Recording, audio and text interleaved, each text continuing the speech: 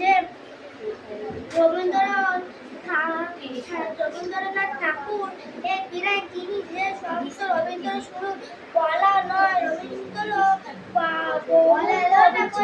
ছিল বলল তার মুখ পরে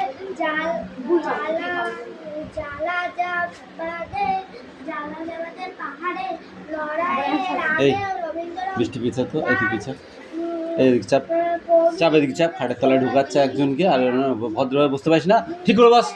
রবীন্দ্রনাথ কবি পরিচিত দুষ্যন্ত রবীন্দ্র কবিতায় লড়াই যুদ্ধ করতে সিলেটে তার কবিতা পড়ে অন্য করে ছেলে রবীন্দ্র আমাদের একটা কথা আছে কি জানিস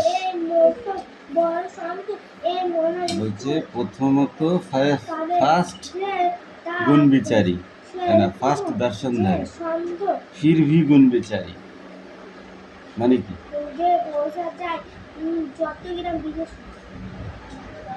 বল মানে কি প্রথমে দর্শনধারী ফির ভি গুণ বিচারি মানে প্রথমে দেখো তার ব্যবহারটা তার সৌন্দর্য লাবণ্যটা ঠিক আছে তারপরে তার ভিতরে কি গুণ আছে সেটা পরে দেখো বুঝতে পেরেছো তো পড়তে বসেছো তুমি ভদ্রতাটাকে বজায় রাখবে না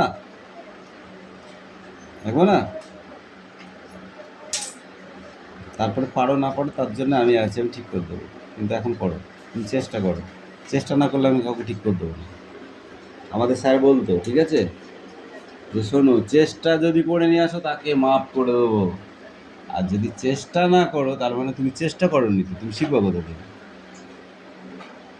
তাকে পিটাবো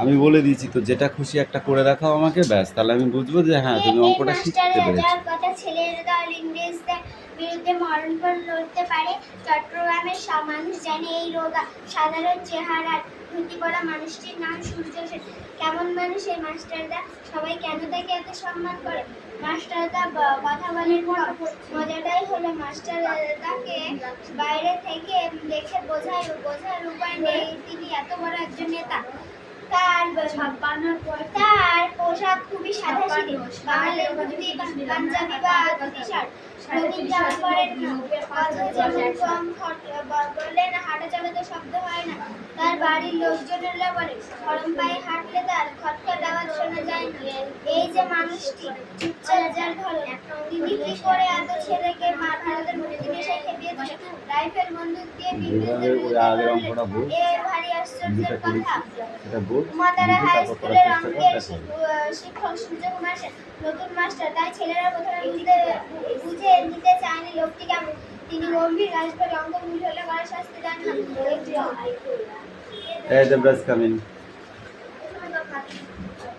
নেক্সট পেজেরটুকু পড়ো গরম শহর হাসি খুশি ছেলেরা অবাক হয়ে দেখলো এই মাস্টারদার বানানটা বলো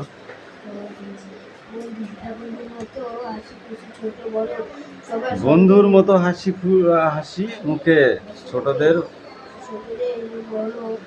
সবার সঙ্গে মেলামেশা করছে খুবই সহজ সাধারণ মানুষ কিন্তু ঠকাবার উপায় নেই ঠকবার নয় ঠকাবার চোখের দিকে তাকালে কিছু লুকানো যায় না তখন এই মেঘনা ও ভুল বলেছে 3-4টে দেখেছিস ওকে ঠিক করে দেওয়া হয়েছে মেরেছি তার জন্য কিন্তু কথাটা বলতে হবে তুমি কথা বলতে পারো না তা নয় ছাত্রদের মনে হয়েছিল এই মানুষটি অন্যরকম তার কথা মতো ছাত্ররা ভোর 4টের সময় এই ঘুম থেকে উঠে ময়দানে গিয়ে ব্যায়াম করত বলো বানিয়ে বলো সংস্কৃত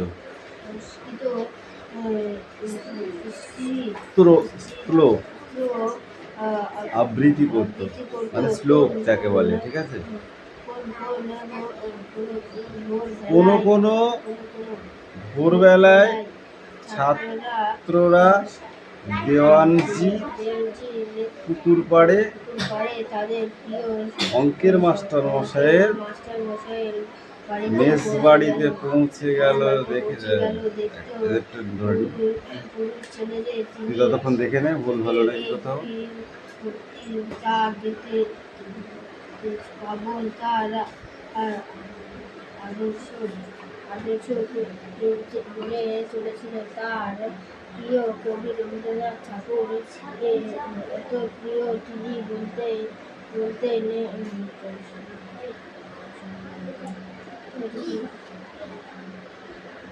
কি আছে? কবি সম্রাট রবীন্দ্রনাথ শুধু বলা নয়, রবীন্দ্রনাথের বহু কবিতা ছিল তার মুখস্থ। পরে জালালাবাদের পাহাড়ে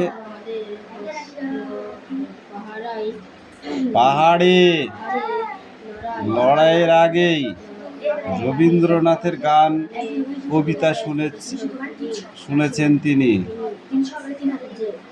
ছেলেদের মধ্যে রবীন্দ্রনাথের কবিতা পড়েছেন।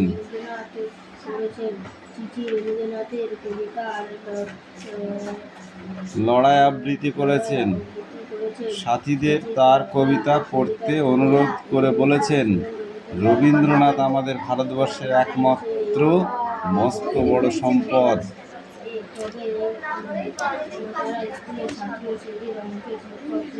1 2 3 4 5 6 7 8 9 10 11 12 13 14 15 16 17 18 19 20 21 22 23 24 25 26 27 28 29 30। হ্যাঁ না, যাও, গুড দিয়ে দিয়েছি, যাও। আর লেগেছে ওটা খুব টানতে হবে না, এমনি প্লেন লিখে নিয়েছে, যাও। প্লেন খুব না টেনে লিখে নিয়েছে, যাও।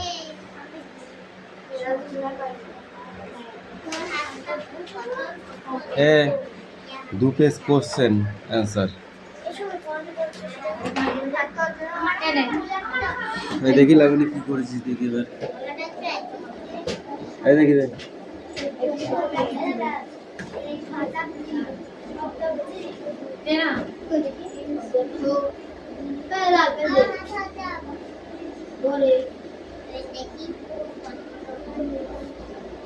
তিন হাজার আছে, উত্তর দেখেছিস? ঠিক আছে, কিন্তু দুটো জিনিস ভুল হয়েছে। এখানে যেমন লিখতে হবে 65 ইকুয়াল টু এ ঘড়ি ও 35 ইকুয়াল টু জি হবে না, ঘড়িয়া পাই। ঠিক আছে, এইবার যখন এই মান বসাচ্ছি তখন এখানে লিখতে হবে এ ও জি এর মান বসাইয়া পাই।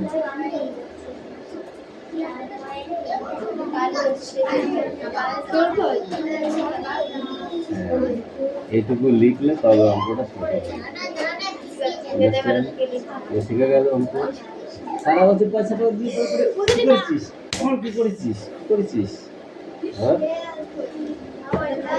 এভাবে যদি একটা করে অঙ্ক শিখতিস, তাও আজকে পরীক্ষা তোদের শূন্য পেতে হতো না। যেদিনকে অঙ্ক থাকে সেদিনকে যদি 2টো অঙ্ক 3টে অঙ্ক পড়, আমি অঙ্ক বেশি কাটাইনি, পাবো 3টে অঙ্ক পড়াবো, সেই 3টে অঙ্ক ভালো করেছে। বুঝতে পেরেছিস? তাহলে তুইও ওইগুলো লিখিস, ওগুলো লিখতে হবে। না লিখলে পরীক্ষায় স্যারে বলবে তাহলে এটা কত থেকে এসছে। ঠিক আছে, একই তো লেখা।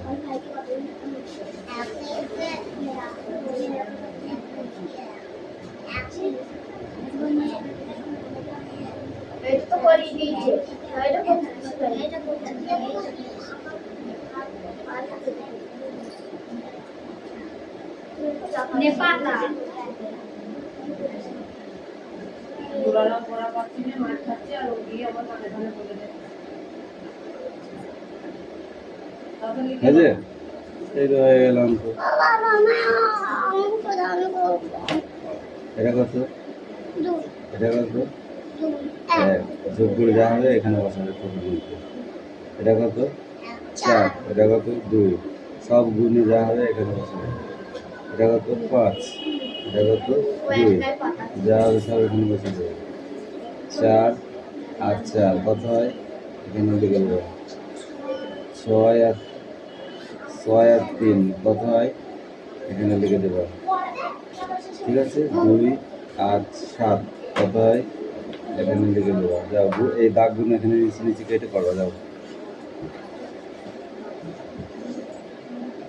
তোকে আসতে বলেছি অনেক আগে, তোকে আচ্ছা করে পিটাবো আমি।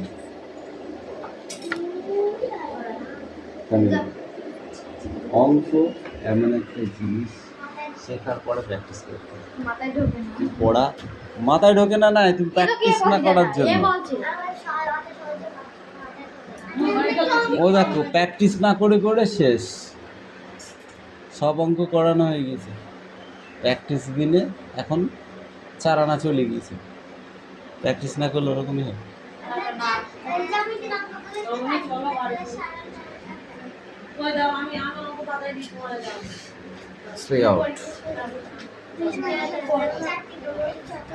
জোরে বল।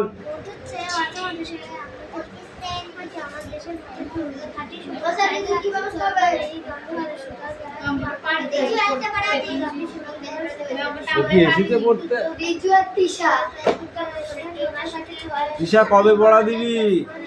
কদিন পরে? সপ্তাহে একটা করে পড়া দিবি নাকি? সপ্তাহে একটা করে পড়া দিবা? তাই তো মনে হচ্ছে। এরা কি করছে? এদেরকে আমি প্রত্যেককে ডেকেছি? ডাকিনি তো? তোকে ডাকতে হবে? নিমন্ত্রণ পাসনি?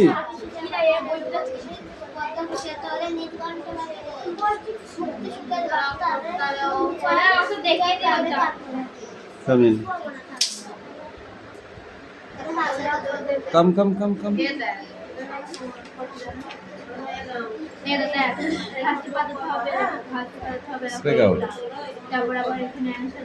দেশের মাটি সত্যেন্দ্রনাথ দত্তের লেখা কবিতাটি আবৃত্তি করে।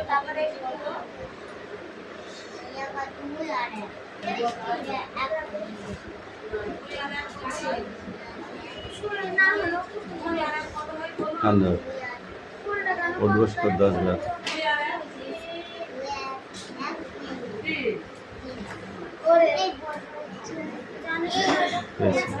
ওরে কি কিরে, ওরে কি?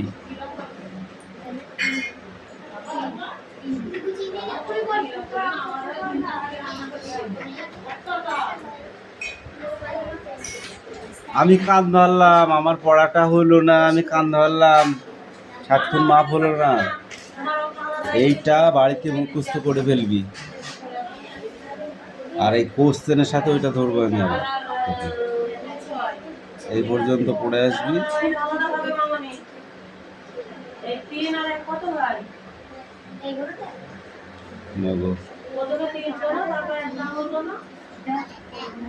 এই তো আমি এই শুনি, এইগুলো আমার ভালো লাগে না,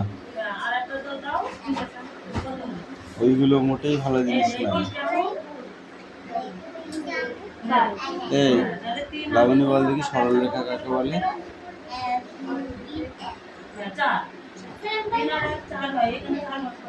বল।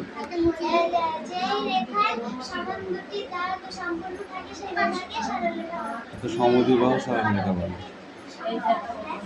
সমদ্বিবাহু সরলরেখা বলে ওটাকে। সরল রেখা কাকে বলে? যে রেখা সর্বদা সমান্তরাল ভাবেই চলতে থাকে তাকেই সরল রেখা বলে। ত্রিভুজ কাকে বলে? তুমি বলো। এই লাল জামা, তুমি বলো ত্রিভুজ কাকে বলে? ত্রিভুজ কাকে বলে? ত্রিভুজ। একটি ত্রিভুজের কয়টি কোণ? তুই বল। একটি চতুর্ভুজের কয়টি কোণ? একটি চতুর্ভুজের কয়টি কোণ? 4টি কোণ। কটি বাহু দ্বারা বিশিষ্ট একটি আয়তক্ষেত্র? একটি আয়তক্ষেত্র কটি বাহু দ্বারা বিশিষ্ট?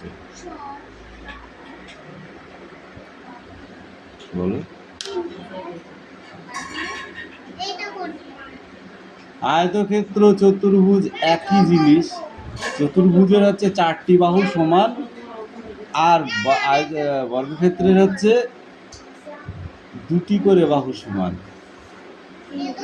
উপরের দুটো একরকম লম্বা হবে, আর সাইডের দুটো একরকম, এটা একটু ছোট হবে, ঠিক আছে?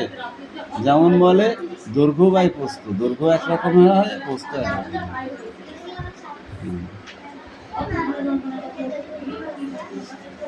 ঠিক আছে, আজকে তাহলে এই পর্যন্ত। হ্যাঁ।